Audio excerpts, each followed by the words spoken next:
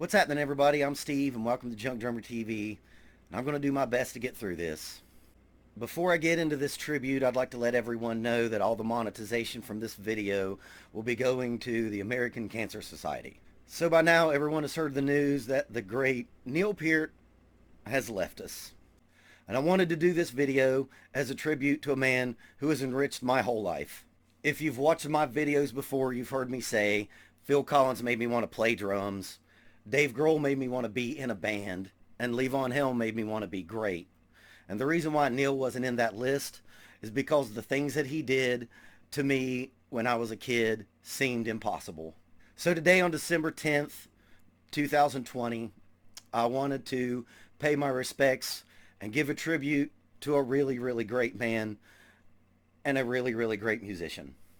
When I was a young teenager, I wanted to be a drummer, but my parents weren't in the financial situation to be able to buy a drum set for something that could be a passing fad. So I found the one drummer in my town. Town is really pushing it. Where I grew up, it wasn't really a town, but the guy in my area that had a drum set. And I knocked on his door, and he had been a drummer in my high school, and I was kind of the best drummer at my high school. And I introduced myself, and his name was Jimmy. I'm not going to say his last name. And I said, hey, I heard you had a drum set. I would love to be able to play it.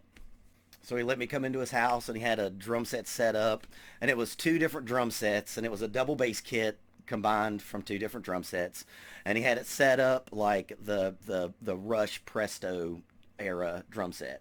I banged around on it. I had no idea what to do with my feet because up until that point I'd only been a marching band drummer. So me and Jimmy came to a business agreement. I would mow his grass, and then he would let me play his drum set, and then that turned into some of my first informal drum lessons. To this day, 27 or 28 years later, so the things that I learned about in Jimmy's house still resonate with me. I remember he was a huge Journey fan, so the first song that he ever taught me how to play was Separate Ways, Worlds Apart. And to this day, I can still play that song note for note. But more importantly, Jimmy turned me on to a band that I'd never heard before, and it was Rush. The first track that I ever heard from Rush was Show Don't Tell from Presto. Now, all you Rush fanatics, I know that's a weird place to come to Rush, but I'd never heard of them up until that point. Remember, I grew up before the internet, and I grew up in kind of nowhere, so I didn't have anyone to influence me, and I don't even think we had a rock station where I grew up. It was all country and oldies, so I'd never heard Rush before. And when I heard those first drum fills in the beginning of Show Don't Tell, it was a lightning bolt to my head and to my heart. From that moment on, I wanted to be Neil Peart. And that definitely didn't happen. So after I became obsessed with Presto, he would let me come up there, Jimmy, the guy I'm talking about, would let me come to his house, and I would bring blank cassette tapes, and he let me record all of his CDs. I recorded Grace Under Pressure. I recorded Permanent Waves, Hold Your Fire. He was really big into the 80s and 90s Rush. I really didn't find out about the 70s Rush until later. He let me bring my mom and dad's VCR machine, and we daisy chained them up, and he let me dub Show of Hands. And I've watched Show of Hands probably over 200 times during that era.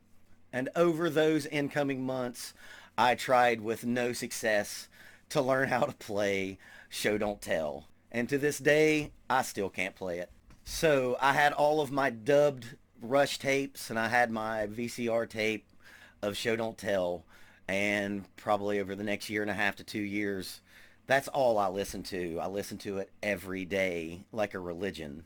The two posters that I have right here, these were the two posters that I woke up to every morning in my bed at my mom and dad's house. These were on the wall right beside of my bed. And I woke up every morning wondering, like, is today the day that I will get good enough to be able to play a Rush song? Well, that day didn't come till probably 10, 15 years later. But the inspiration that Neil gave to me to try to thrive towards something that I couldn't do was invaluable. And that lesson I've used my whole life since then. To a 13-year-old beginning drum set player, Neil Peart seemed impossible. But then later on, as my skills increased slowly, I found that it wasn't impossible, the ability to do those things. The things that were really impossible was his ability to compose on the drum set. If you've watched my other videos, you'll have heard me talk about Neil's perfection in composition. I think that he was the Mozart of drums. His constant evolving drum parts in the midst of a song has been an influence on the way that I play my whole life. I played a gig on Wednesday, and it was a gig that had nothing musically to do with Rush, but the way that I try to evolve my parts during a song comes straight from the Neil Peart playbook. And just think of that thing, a piece of art, a piece of music that keeps influencing you over your whole life. That is music and art doing its most divine work. And Neil made us all want to be better. And what's better than that? Later on, as I got older and got my own money, I was able to go watch them on the Roll the Bones and the Counterparts tour. And I definitely remember seeing the first drum solo and like weeping.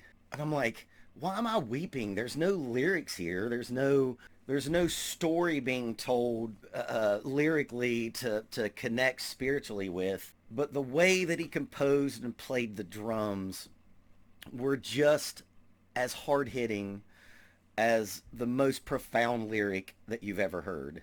I've gotten texts from every drummer that's on my contact list today.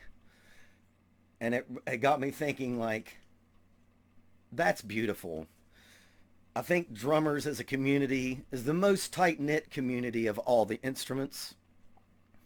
Guitar players are all assholes. None of them want to help each other out because the competition is so stiff. But drummers, you know, we're a big family, and there's more camaraderie, I think, in that scene than any other instrument.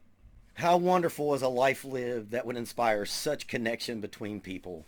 In my opinion, it's the most honorable life that one could live, and Neil definitely did. He inspired us all, and what could be better than that?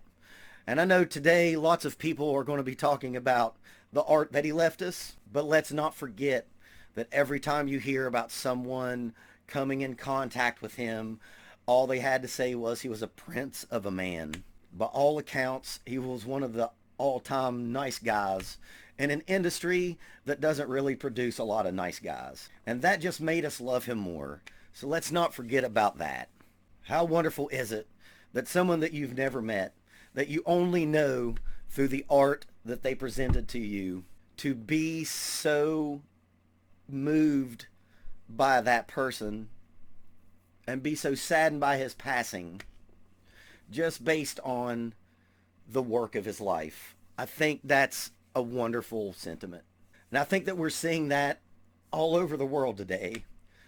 You're going to hear this same story that I'm giving you a million times within the next couple of days. And isn't that what we're all trying to do?